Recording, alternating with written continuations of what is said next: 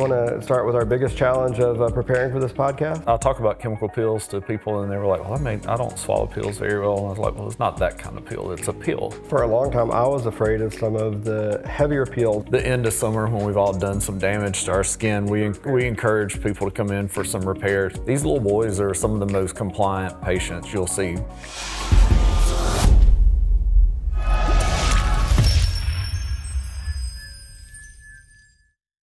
Hi, welcome to another episode of Beauty and the Brain, the podcast where we talk about all things aesthetics. I'm your co-host, Dr. Chris Croley. And I'm Jerry Drinkard, family nurse practitioner. And together, Chris and I own Skin and Tonic med spa located here in Pace, Florida.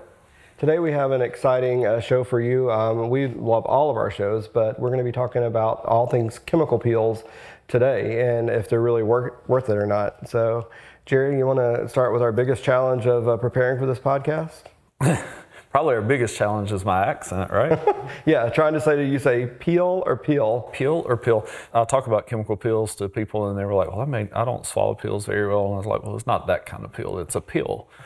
And so I say it exactly the same, but I think that chemical peels are something that's really overlooked in the aesthetic industry and especially because of all of the devices that are now available. So for years, you and I went and we didn't have laser devices and we got some really amazing results just using the chemical peels. We trained with the Skin Institute in Miami. That's kind of where we started out, and she's a huge resource for us, even to this day, a long relationship we've had for 12 plus years, I guess. And so we learned a lot about the benefits that we can get just using the peels. Yeah, and we didn't have lasers. We didn't have the money to buy lasers back then, and so we had to find ways to, get results to help with textural issues, pore size, dark spots. And so we did start out with chemical peels, and it took us a while to kind of gain some, experience with that to really get great results. But really, personally, I think that it's one of the things that changed my skin that I still see benefits from years later. Of course, as we were learning and practicing, we would do these a lot on ourselves to kind of learn about the properties and the downtime associated with the different sort of peels that we brought into the office. And so at one point I was doing almost one per month. Now, a lot of them were very mild, very light treatments. They weren't always a lot of downtime. But over the course of a year or two, I saw a drastic difference in my skin. Things that we now see with some of our laser treatments.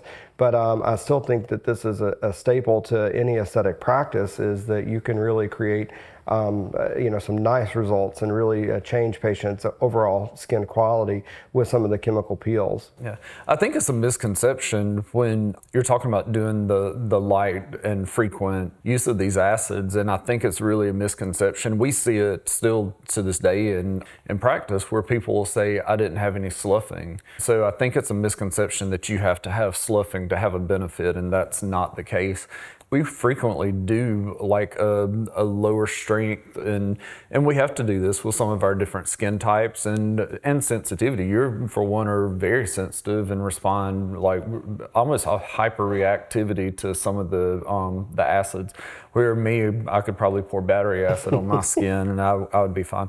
But I think it is something that we should need to be sure to address with patients, is that everyone's skin reacts differently and you don't have to have a lot of sloughing or downtime to get a really nice benefit or result from using the chemical peel. Mm-hmm.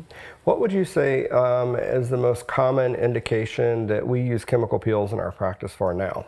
Probably the most common is for hyperpigmentation, because I think living in Florida, that's probably one of our most common complaints. And that's much different than what it was years ago, because for years I was so hyper-focused on acne and acneic patients that we did a lot of it for treatment of those patients. But not that our focus has changed, but I think our patient population has changed. I guess our patients have also gotten older with us, and so the pigmentation, a lot of different combinations on the market, a lot of different chemical peels, a lot of things that people can even do at home, that to help that. And so even some of the cosmeceuticals that are on the market, they have low levels of these acids in them that combat different things, whether it's just for textural changes, for pigmentation changes, for these people that do have a prone skin that's prone to acne and that sort of thing. So I think for a long time, and maybe this is true for everybody, I know for us, we used a lot of single acid chemical peels. And so we would pick a strength of a particular acid based on its, characteristics and the problems we were trying to address and that patient's skin type, if they were, a Fitzpatrick 1 or a very light skin, or if they were a Fitzpatrick 5 or 6, a very dark skin. We had certain things that maybe was not appropriate for them. But one of the things that I know that personally I like recently is that, over the past 5-6 years, I've seen really multi-acid peels come onto the market, and it's a lot more readily available now. I think people know more about this. What do you think some of the benefits are of these multi-acid peels compared to the single acid peels that we did primarily? Let me back up just 1 second and talk about Fitzpatrick for some of our listeners that may not understand exactly what you're talking about. So we grade skin based on skin color on a Fitzpatrick scale, with Fitzpatrick 1 being a very light skin tone, going up through Fitzpatrick 5 and 6 that are darker skin tones. So the darker the skin, the more careful you actually have to be with some risks such as hypo and hyperpigmentation. With all of that being said, I think that we have some of the smartest peels now that we've ever had on the market. Before, we would kind of mix and match, and we would even do some combinations on our own. And now we have peels that are pre-prepared for us, and which I absolutely love because you have the consistency. The peels have been proven in certain strengths that work for certain things. One of my favorites, is VI peel. And Vitality Institute's been around for 50+ years, and they've done a really, really good job at doing a combination of different acids to address different problems. And they are a medium depth peel, so they're a little more aggressive than some of the single acid peels, single layer peels. So I think we're really fortunate to have this in our arsenal of things that we have to treat patients. Mm-hmm. Yeah, I believe for a long time I was afraid of some of the heavier peels. In my mind, when I thought about chemical peels, really it conjured up these images and visions of people that needed days of downtime and significant occlusive dressings on their face, aquaphor, things like that as the skin healed. We did see patients with pigment problems after that, but their skin was really like super smooth. And we could accomplish that with some of the stronger single acid peels, maybe like a TCA peel or something, of that nature. And we kind of shied away from that because we didn't want the downtime. But as we got more comfortable with chemical peels, we did do more and more aggressive peels where we can deal not just with tone issues, which is I think what we see most commonly, and the VI peel does a great job of addressing that. But we also started dealing with a lot more texture issues. And in our practice, we have a lot of different tools that we can kind of match based on the patient's budget and downtime, et cetera, to deal with some of the texture. But with the chemical peels, it's, I kind of want to stress what you mentioned in the beginning is we can get great results with textural issues without that long period of downtime that a lot of people may think about when they have either had a friend or see somebody that's had these aggressive chemical peels. I think the very first peel that I had, I was possibly in my early 20s, probably my late teens is my guess, and it was for acne scarring, and it was a phenol peel. And it was extremely painful. It did have it had downtime. I'm not going to say a lot. At that time, I thought it was a lot of downtime associated with it. But as I've said many times, like I've battled acne since I was 15 years old. My grandmama took me to Montgomery, Alabama, and had a chemical peel done at a place that helped my skin. She kind of got me on this whole journey of taking care of my skin, I guess. But it's odd how uncomfortable that peel was then. And today, the phenol actually acts as an anesthetic agent in some of the combination pills that we have and makes it so much more tolerable. So, like I said, they're the smartest pills that we've ever had on the market and been able to deal with. So do you think the peels are painful for people that are wondering? No, I think there is a certain amount of anxiety around the pills just because of fear, and I think TikTok, social media, those sort of things. It's a dramatization of responses for people that are getting them. But I've personally have had several different peels that are on the market, combination peels and single acid peels. And for the most part, you may have like a burning or a stinging that lasts for 2 to 3 minutes, but it's very tolerable. Yeah. He says that. I'm a huge baby, and so I think some of them are uncomfortable. The VI peel, actually, the one when we use it, it is fairly comfortable. Some of the other ones, I think, definitely sting a bit. To me, the most uncomfortable part of this is the actual process. And so it's not that it's painful, but I find it aggravating and annoying to go through the days of sloughing and the skin itches. And so as some of that's coming off over the 3 or 4 days after the chemical peel, that is aggravating to me. So that to me is the worst part of the process. It's not getting the peel done. It's actually having to kind of go through that. So I still prefer some of the milder single acid peels that I really don't go through a lot of sloughing. Still think I get a good result. And so when patients say, hey, I didn't get a good peel, I didn't slough off my skin with that, and they think it either didn't work or they want another treatment where they can really slough, I'm like, we can still get good results without going through that massive peeling that some people want. And that's what a lot of people, they want. They want something that doesn't require downtime. The VI peel, and we keep going to that just because that's what we frequently use at the clinic, but it is a process. It's a process. There's some homework for the patient. They do, I like to call them little mini peels that they do for several hours post application in the clinic. And so they have some homework where they have to apply these little mini peels that come in the form of a wipe. And then, about 3 days after application of the peel, you start to have like a small amount of sloughing around the mouth. And then day 4, 5, and even up into day 6, it can be some pretty severe sloughing. But with the sloughing is not necessarily discomfort. Sometimes the itch is probably the biggest complaint that we get. And that's somewhere around day 3. And that's usually when that starts. Those patients, as long as they're prepared and we have the products that they go home with, VI has done a really good job. They have an app that the patient takes that kind of walks you through all of the steps of it, what to expect, frequently asked questions. There's probably 100 frequently asked questions on there. So I think they've done a really good job for the patient and for us as providers to give a resource when it comes to what to expect during navigating, while you're navigating these chemical pills.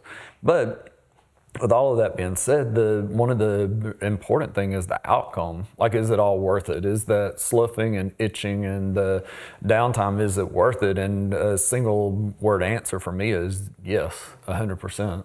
And I think we hear that, time and time again from patients. So let's switch gears a little bit, because we're referring to kind of a majority of our patients that we're doing these combination peels or things on for tone and texture, and talk a little bit about some of the chemical peels that we have for our teen patients. Commonly with teens, the battle is acne. And, the last thing we want is to have to deal with scarring later in life. And so if we go ahead and get on top of it, and we certainly have other devices. We frequently use the Airlace Neo. We have the Airlace Air. We have several different things, the Neogen Plasma, that we can use to treat. But a lot of those kids aren't ready for a device. They're a lot more apt, and the parents are a lot more comfortable using a chemical peel. And so most of them are salicylic based. Some of the combination peels, they have a benzoyl component to them as well. So I think that, for that population, that's usually our primary concern, is treating acne and a prevention. Yeah, we really don't target or market to teen patients in the practice. And so it was interesting, the first few times we had the request was, children of patients that we were treating in our aesthetic practice. And they said, hey, my child is having issues with acne.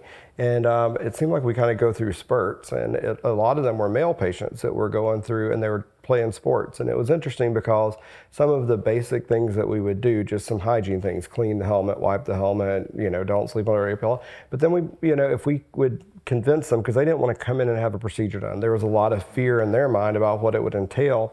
And then once they realized that these, like a mild salicylic peel was not that uncomfortable and it would really help clear them up, it was interesting because the parents would tell us that the kids would then start asking, can we come back and get another chemical peel? Because they would notice after a period of time, they would start kind of breaking out again. So we've had a fair amount of success with our teen patients. Obviously, if it's more challenging, more difficult, it's multi-factorial, the treatment plan. But in terms of chemical peels, we do have options available for even our younger patients. It really impacts these kids too. They're at such a, 16, 17, 18, those are hard years if everything's perfect. And so kids can be mean. And so you throw in bad skin and they see that coming once a month to get a treatment can change that and change the appearance of their skin.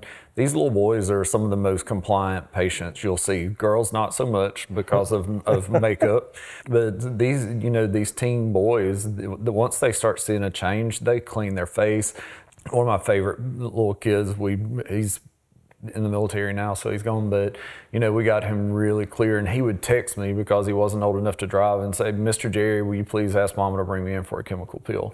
And so when you start seeing that you make changes in these kids and long term, then it sets them up to take care of their skin for the rest of their life. And so I think that I think it's such a pivotal point and their skin can go one way or the other. And so I'm just glad that there are things on the market that we can do to help them. Yeah, and certainly, like I said, it's a struggle. Some of our own family has struggled, and our nieces and nephews with acne problems. And we've tried everything under the sun, from chemical peels to lasers to topicals.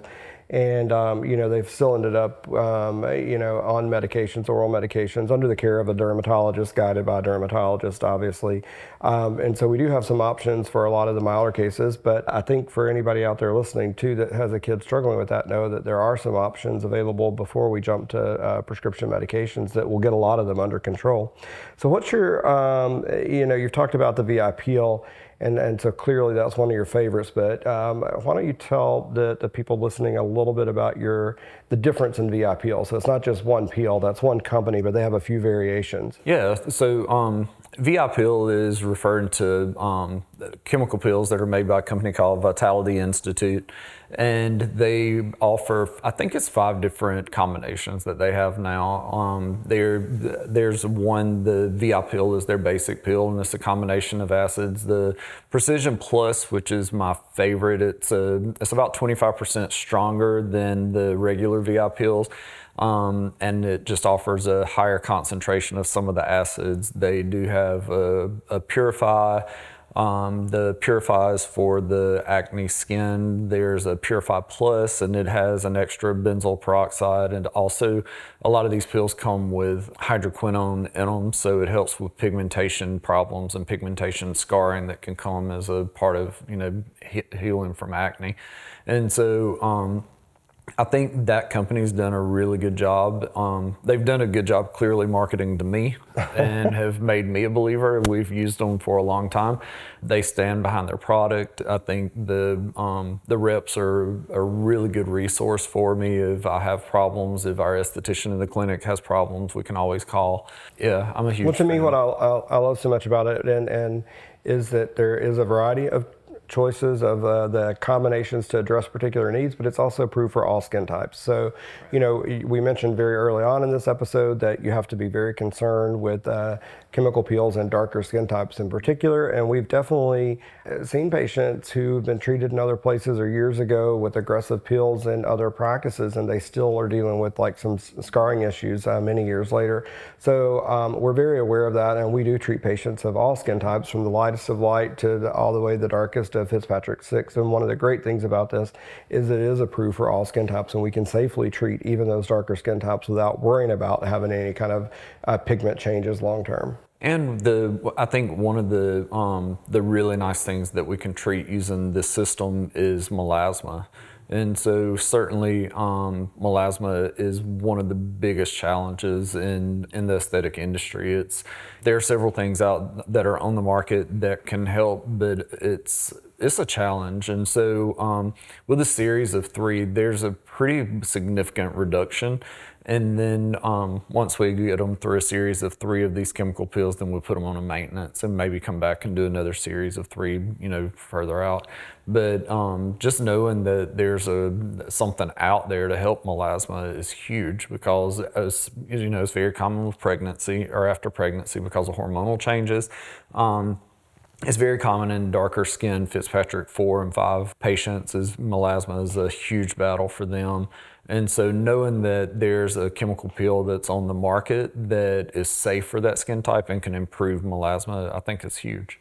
Before we close out the episode, I think it's important to point out we have the difference in our medical grade peels and the peels that are lighter and maybe more, cosmetic or aesthetic. So we do have things in the practice that our estheticians perform and do, and these can get you, just kind of brighten up your skin for the weekend, get you looking great for an event. It doesn't have to be a lot of this, the heavier peels or things that you're going to have some downtime associated with, all the way up to some of the higher medical grade sheet peels where you are going to have peeling where your face sheds many, many layers of skin over days. I have a little bit more downtime.